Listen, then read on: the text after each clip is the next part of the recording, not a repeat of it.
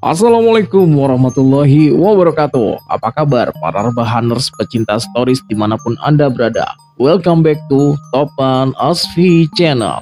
Channel yang selalu menghibur dan dapat menambah wawasan antum sekalian seputar sejarah, kisah nyata, dan legenda.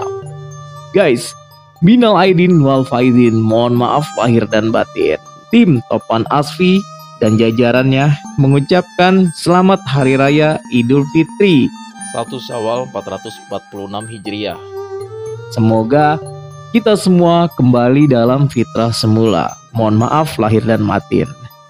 Guys, di hari yang istimewa ini gue akan membahas sejarah tentang Idul Fitri atau Lebaran di Indonesia. Nah, banyak kan yang penasaran seperti apa sih Lebaran Idul Fitri pertama kali di Indonesia? Oke guys, ayo buruan sama-sama kita simak. Cepetan, kencengin volume, makan opor ayam dan rendang. And stay here, this is Topan Asfi Story.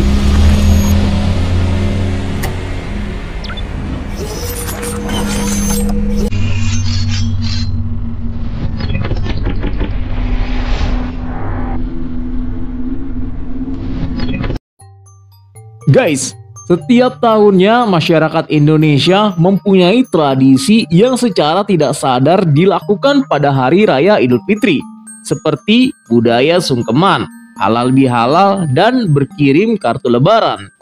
Mungkin banyak yang belum tahu awal tradisi tersebut. Nah, oke guys, ayo kita telusuri. Asal-usul tradisi Idul Fitri di Indonesia. Awal mula tradisi Idul Fitri di Indonesia diceritakan oleh seorang budayawan, Dr. Umar Khayyam. Seperti yang tertuang dalam buku tulisan Arif Yosodipuro berjudul Buku Pintar, Khatib, dan Khotbah. Menurutnya, tradisi Lebaran merupakan akulturasi budaya Jawa dan Islam. Pada saat itu, para ulama di Jawa menggabungkan kedua budaya tersebut guna menjaga kerukunan dan kesejahteraan masyarakat. Hingga akhirnya tradisi itu meluas ke seluruh wilayah di Indonesia, bahkan melibatkan berbagai pemeluk agama. Bukti dari penggabungan dua budaya Jawa dan Islam bisa kita telusuri dari budaya Islam di dunia. Sebagai contoh, setelah pelaksanaan sholat Idul Fitri, tidak ada tradisi berjabat tangan secara bersama-sama untuk saling memaafkan di negara-negara Islam di Timur Tengah dan Asia, yaitu di luar Indonesia ya.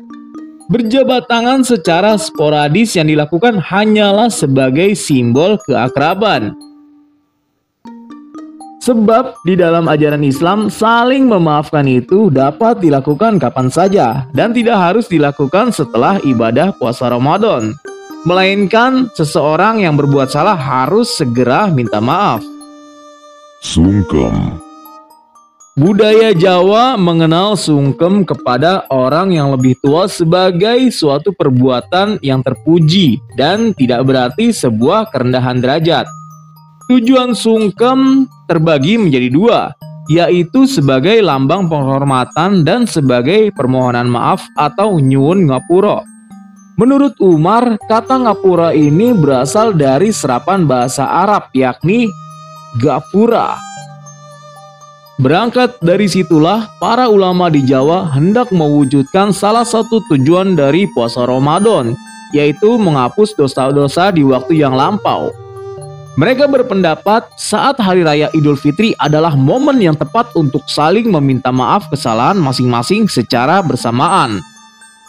Sebagai informasi, Hari Raya Idul Fitri juga kerap kali disebut dengan Hari Lebaran.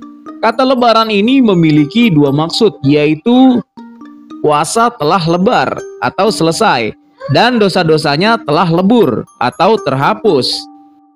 Halal bihalal.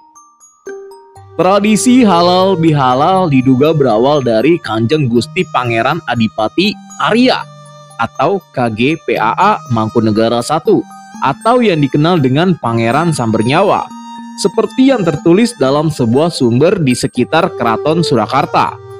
Setelah dilaksanakannya sholat Idul Fitri, demi mengefektifkan waktu, maka diadakan sebuah pertemuan antara raja dengan para punggawa dan prajurit secara bersamaan di balai istana. Mereka semua dengan tertib melakukan sungkem dengan raja dan permaisuri.